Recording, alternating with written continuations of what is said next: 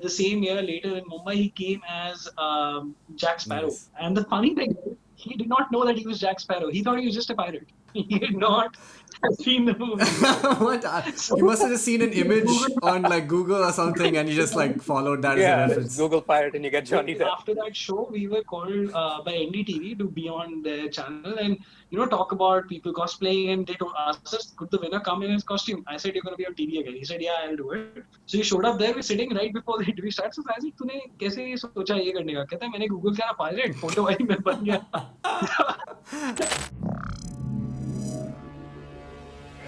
Hey everybody, welcome to another smashing episode of Crossover Event, the show where unlikely nerds collide. In this case, it could not get more likely. We have the founder of Comic Con India himself, Jatin Varma, and before I even get to asking him questions with Jishnu, just let me kind of just say that this is a big deal for us because Comic Con is a obviously such a haven for nerds. It's a place that we wish we could be right now. Jishnu, Dinkar, and I have been attending for several years, and we've even gone on to kind of be part of it in some form or fashion where we've performed over there. And so it's a big pleasure for us to have the founder himself, Jatin, who is a big nerd, and we're going to find out very shortly. Jatin, thanks for being on the show with us. Thanks for having me, guys. I was hoping that you would have asked me much earlier. You asked all my geeky friends to be on it. In fact, Aniruddha also. That was years back, and I told him also, on his interview with you guys. So, but I'm glad to be here. Yeah. We had to work our way up. Exactly. That's such a good point. Yeah. I mean, let's not start at the beginning because I'm sure, plenty of interviews have you talking about how you started. But let's talk about 2020. I know it's been a difficult year all around. But what's the situation with Comic Con? I mean, you guys are I want to say 10 years into the event, and you've had multiple editions. So what's the situation now for nerds everywhere? How have you guys been coping? So we're part of the events industry, which is pretty much shut down.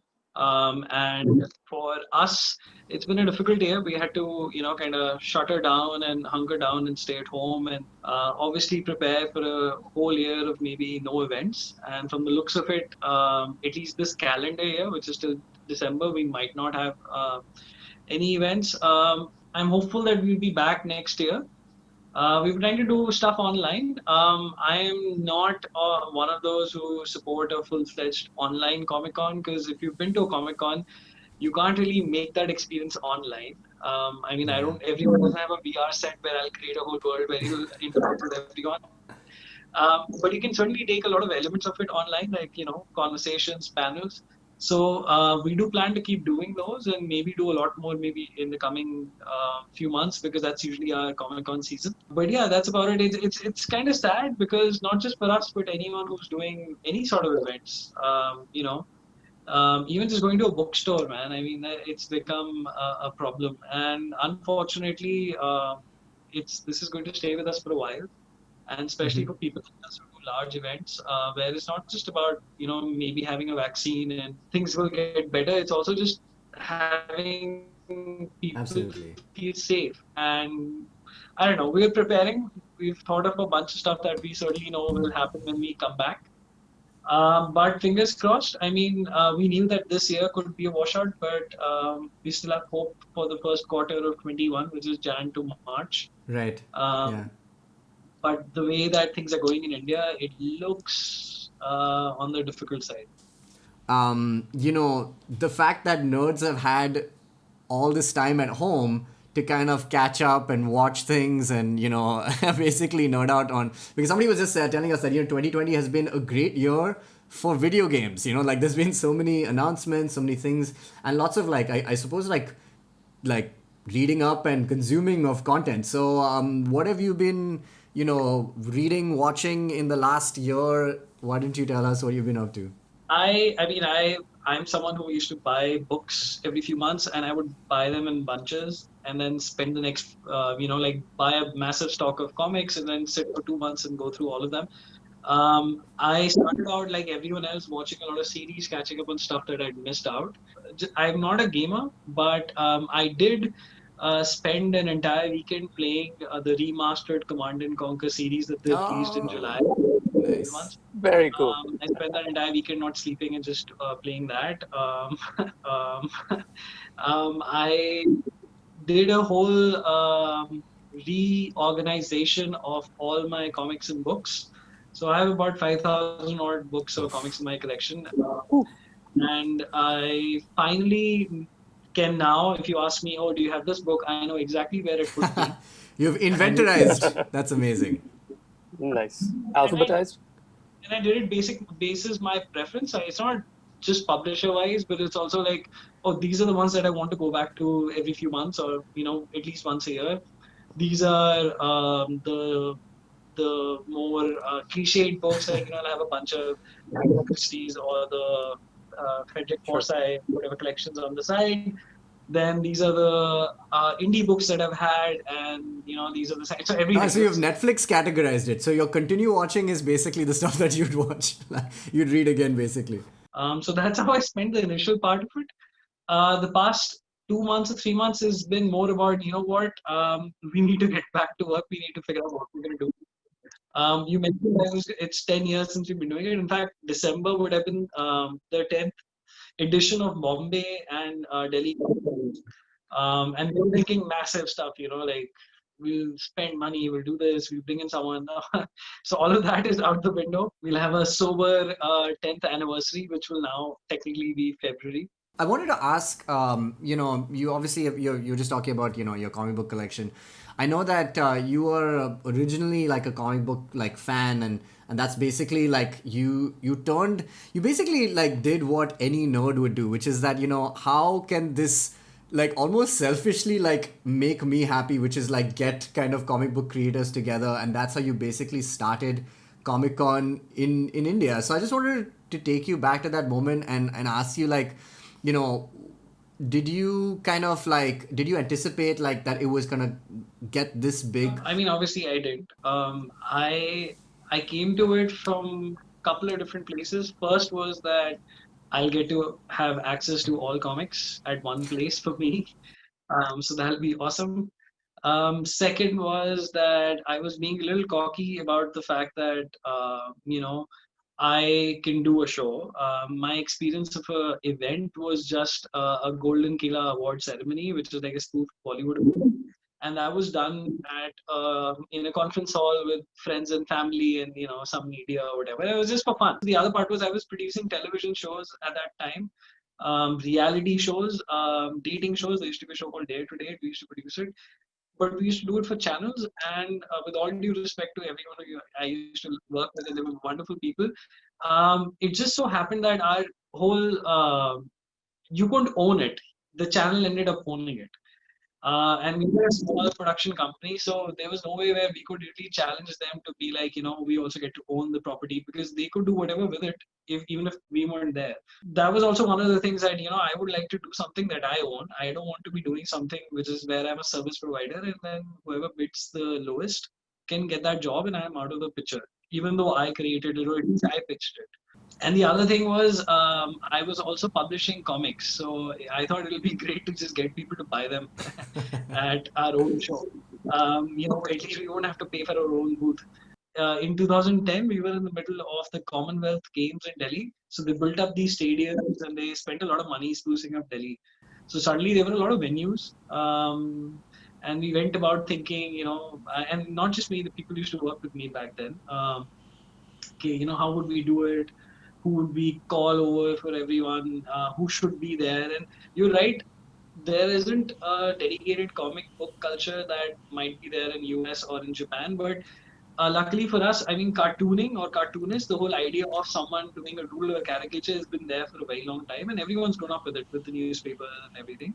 We also had a lineage of comics through Amar Chitrakatha and Chacha Chaudhary and Raj Comics and Chanda Mama and all of that, but it was considered to be about kids. Yeah. And so I mean, and during this time, I mean, I was publishing comics, but it so happened there were other people also trying out. I don't know if you remember Level 10 comics, they were out there, and Anuruddha was trying to do something. It so happened that he came in at a time where everyone wanted to do something, and people were willing to, let's just say, blow up their money for a while, making comics and trying to sell it. kind of do something different.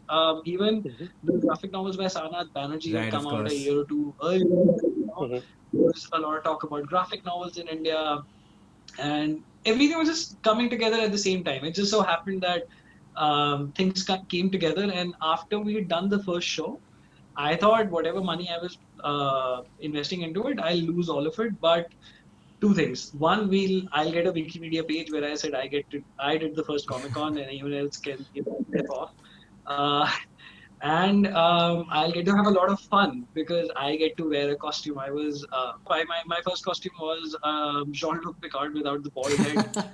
So all of Awesome. that, it all came together. And once I finished the first show, I realized that we made back about most of the show. I mean, money that we invested. It was not a massive loss or anything, and there was a lot of interest by people. I mean, I got a picture in Economic Times. I remember my father telling me that I've been working for 35 years. I've never been mentioned in Economic Times. I got a picture in Economic Times. Um, I was like, I Dressed as don't. Picard, It's yeah, dressed as Picard, walking like. even Uh, better. yeah, and it was fun because it was new, right? People like, what the hell is happening? So Did you go in with the intention of it becoming an annual thing, or was it just let me see if I can pull this off at all? And then I just want to know like how quickly it grew because I've read that it was a like as you said a big success right away. But then did you foresee things like I think like the MCU alone has done so much for uh, pop culture in India and worldwide. So, I mean, like I think it's just amazing timing that you began this right Yeah. around when that was blossoming. the funny part is, I didn't even care or realize that they were building an MCU. I mean, I'd obviously seen Iron Man; it was awesome. But Right. 2008 and 10 in India, those films are still niche and obscure in the sense they were not the massive movies that they are now.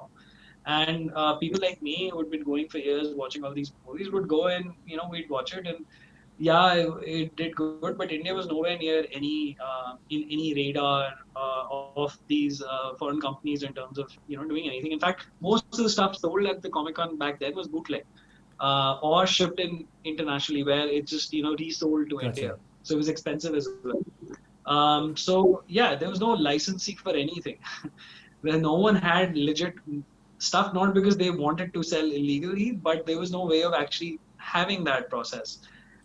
Disney licensing was pretty small, and this is also right before around the time when Disney was going to go India, was going to acquire That's UTV and then right. become a bigger That's right. company. Yeah. So we approached them because after Comic Con we did in Mumbai, we invited those guys over to a show. I don't want to. I mean, we also had Ra one at the first ever Mumbai show. Correct. Correct. Correct. Gigantic. Yeah, the amazing video game where you can only go to level 3 and it ends. But but yeah, I mean that was cringeworthy. But we said, that has to be there because it's a superhero film. You're right. So I said, why mix or why comics, which is Yashraj Comics. Okay. We Yeah. also so I mean we were like we in fact thought Mumbai because we thought there's a film culture, so we initially called Mumbai Comic Con Mumbai Film and Comic Con I because we remember. thought Yeah. film. We were ahead of the curve, sort of say. We did. I mean, because I'm a film buff, so for me, the Mumbai show was not just about Comic Con or comics, but it was also bringing stuff that I liked. So initially, I have a school, a senior from my school who's a big film critic, Mike Shaker. I think he runs Midday. Okay. So he was very nice to me, and I told him I'm doing this experimental event. Please come and can you MC one of the film panels? And he was very nice to do it. I got Kundan Shah to come and be there. I took a photo. It was a fanboy moment for me.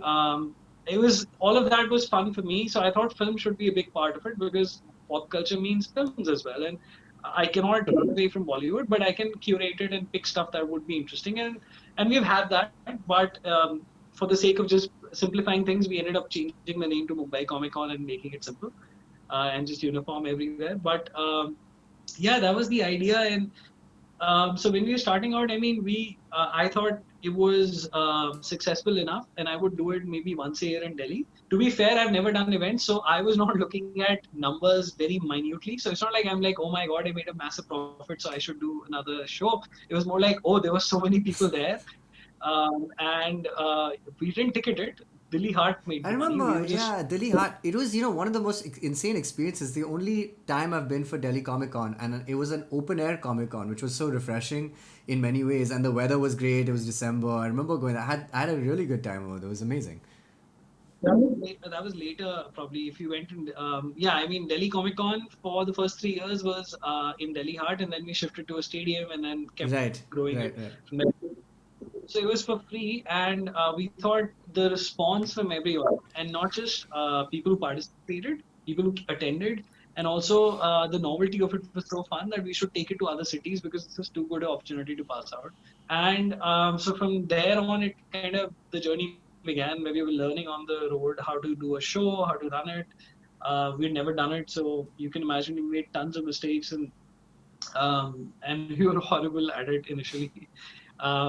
What you see now is a very smooth running operation with tons of controls and people knowing exactly what to do and whatever. But initially, it wasn't. It was more of a let's put it together and do it. And it would never be a loss, so to say. It was never a loss-making thing for us. So eventually, for me, this became the only thing that I wanted to do. So I wound down everything else I was doing. I got out of television production. I stopped publishing books also because it's not very easy to do it, and it was totally focused on Comic Con, and that's how it kind of grew from there. And um, it so happened everything kind of came together in India around that time. So the past 10 years, while we grew, everything else around us also grew. Mm-hmm. So licensing came in, the Disney guys thought India is a market, let's invest. So they would put up those. They approached us for the first Avengers zone that was in Delhi Comic Con. And compared to what they put up now, if you see that, you'd think that's a college festival booth from Disney. And it was, and I mean, kudos to them because they were trying and they didn't have everything from Right. US. Right. So they didn't have that support. They were doing it on their own. So one of the things that they had to pretend to be Hulk is I don't know if you've been to one of those old gaming parlors where you would punch the Yeah. machine and it would go down. Yeah.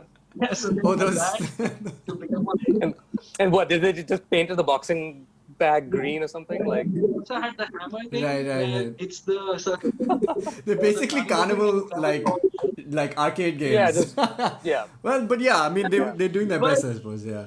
Well, I want to Huh. talk for a second about the cosplay angle of it because that's the one thing that always just is such a pleasant surprise because it's something that we never get to see anywhere else in this country. How's the cosplay thing been in its growth? Like, was that something that took off right away? Like, did you even know that was a viable entity to have? Because that's one of my favorite things about Comic Con, just seeing these For kids. sure. so the idea was when we were doing the first show, I'd never been to an international Comic Con back then, not because I'd not traveled abroad, but I just never went to a Comic Con. But I obviously knew what Comic Con was. So cosplay costumes have to be there. But I Mhm. knew that people would not come show up dressed up. So what we did for the first 2 years at least of our existence was we would initially the first year we would all everyone at Comic Con would dress up. I Nice. would dress up. I did that till the end of 2011, and then it wasn't possible because it was just not possible to run You had around. to go have So I business was meetings and stuff dressed as like Vikan. but we also got everyone who was volunteering. We needed volunteers to also cosplay, and we said it can be anything. You can do basic or whatever, but do it because we want to encourage people to kind of feel and get the idea of what cosplay is. There was a amazing talented kid called Danish. He used to be a host for one of the shows we used to do for Channel V. He was a campus blog Hmm. DJ or whatever. Oh, And okay. he got to know we're doing the event, so he said, I'll dress up. I was like, okay, sure, do it. I'm more than happy, please. And he did this amazing Jafar costume from Aladdin. Nice. And it was amazing. It was 2 point. He won the contest, not just because he was the best costume out there. And then the same year later in Mumbai, he came as Jack Sparrow. Nice. And the funny thing is, he did not know that he was Jack Sparrow. He thought he was just a pirate. He did not have seen the movie. What? So You must have just seen an image Google, on like Google or something, and you just like followed that as a Yeah, just reference. Google Pirate and you get Johnny Depp. Yeah. I remember because after that show, we were called by NDTV to be on their channel and talk about people cosplaying. And they told us, could the winner come in his costume? I said, you're going to be on TV again. He said, yeah, I'll do it. So he showed up there, we're sitting right before the interview starts. So I said, तूने कैसे ये सोचा ये करने का? कहता है मैंने Google करा pilot, photo आई मैं बन गया. I Amazing. said, no, कहता है कौन सी movie? I've never seen these movies. What are you talking about? That's quite a Jack Sparrow answer also. So I'm sure he was still in character. By the second year, we were like, we don't need to. We can focus now on our own. There are enough people coming in every time who are cosplaying, and they're getting it. And then all the people that you probably have spoken to who are pro cosplayers, they were all starting out. They built their own costumes. They were using the internet to figure out how to do it better. Those guys were organizing themselves into clubs and groups online everywhere. That's amazing. Yeah, I wanted to ask when you see stuff like this kind of, I'll call it a movement, or when you see bigger now entities like like a Marvel's Avengers station or things like that starting to come down, and because they know that they have an audience there, do you somehow feel like you are responsible, like in some way, for that kind of movement of pop culture in India? How do you feel like when you see all of this? I'm in my Trump mood. Yeah, I'm like, yeah, this is all because of me.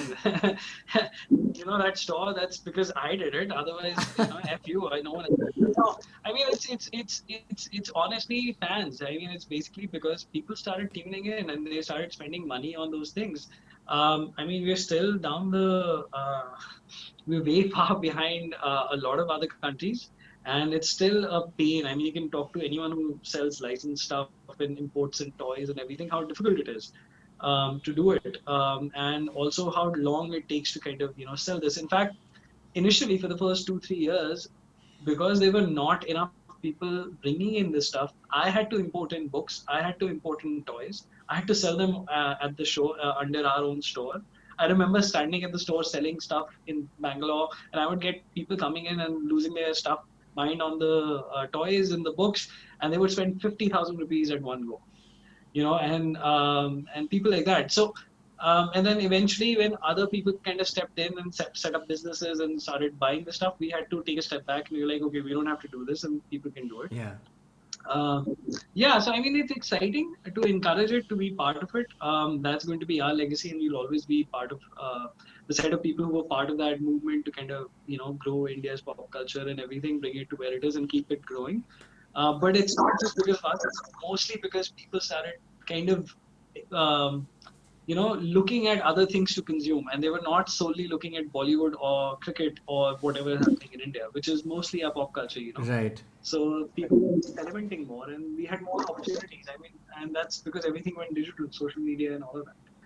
Anyone who's ever been to India in the past 10 years through our shows has just lost their mind knowing that, oh my God, there were so many people who followed my work or my stuff in India. And from that perspective, our audience is super ahead of everyone else. We have pirated the shit out of everything. So we know everything already. We speak English, so we are ready to consume any content. That is true. And we're a much more mature market. I mean, we're ready to buy the merchandise and everything. So we're getting there. That's amazing to hear, man. So, Jatin, Awesome, man. thank you for that really interesting journey through Comic Con's history, your own personal history. You've gone from a fanboy to a fan man, who's a founder, and it's incredible what you've done for nerds in India. I'm gonna throw it over to Jishnu because it's time for some hot takes. So, Tintin or Asterix? Tintin. Any particular reason why Tintin over Asterix? Initially, I just, when I was a kid, I found Tintin more intense because I love the whole idea of being in 1950s and, like the old cars and how detailed in the artwork. And it was not always funny. I mean, they were funny, but it was not like, it was mystery and there was sci-fi. And the fact that it was only a certain number of comics, Asterix had a larger volume. So it was, you want more. And then as I grew up, I realized that I liked Tintin more because I obviously love the artwork and the storytelling more. Asterix, after a while, was kind of repetitive, and it was, everything was solved by the magic potion at the end of it. But yeah, I mean, that's how I've just always been a Tintin fan. And I think it's the whole idea because there were not enough books, so you always end up loving, which is why I also love Blake and Mortimer. If anyone's loved Tintin, there's a series called Blake and Mortimer. It's by Edgar P. Jacobs. who used to work with her and started his own series, and it's also set in that whole 50s area where there's British characters. There's a scientist and a MI6 agent, and lots of sci-fi and tons of volumes, by the way. So you will be satisfied. You'll be not like, oh my god, it ended too early. So yeah, Awesome. The Snyder Cut. I 'Cause there are many.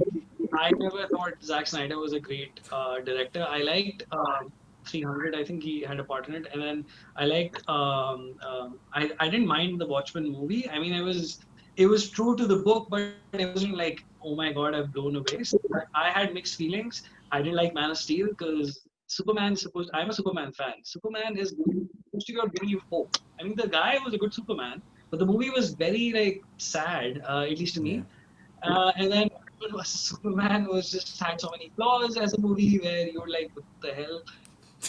And then Justice League. But I get why someone likes it. I have a group of geeky friends, and one of them is Anuradha, and he's a big Snyder fan, and we love to take his case on it. And I'm just gonna, even if I don't know how it's gonna be, if it's gonna suck or not, but I'm gonna watch it, and You're gonna I'm hate watch it. to Anuradha eventually after seeing it, and that's gonna be fun. Jatin, they still have to. They still have to You're gonna make hate the watch it movie. like the rest of That's us. the point. Arjun. They still Yeah. have to make it. I have a question. I wanted to ask for a hot take. Is there a movie that everyone hates that you absolutely love? So I don't know. I don't have a bad movie on top of my head that everyone would rate. But I mean, but I like bad movies. Like one of my favorite movies is Gunda. I don't know if you've ever seen I it. don't think so. So No, I don't think it. so that's a movie that I love, truly, truly love. Everyone hates it and thinks that there's something wrong, but there are people like me who love it so much that they would recite the dialogues. They would know the fact that the entire dialogue, the entire delivery of the dialogues in the film were rhyming. So it's a rhyming script. Whoa. And Tisha has made some of the worst films ever, and but but you have to have a talent to love to create something so bad. I actually have a photo on my desk with Bulla, the main character villain in it, Mukesh Rishi, and his dialogue is "मैं हूँ बुल्ला हमेशा रखता हूँ खुला." I feel like I know I've heard of this, but yeah. All See, right. Big photo on my desk, and I have a post-it on it which says, "What would Bulla do?" So every time I'm having troubles in life, I just go over to that photo and think about what would Bulla do, which is always keeping it khulla, get it? yeah. All right. Cool.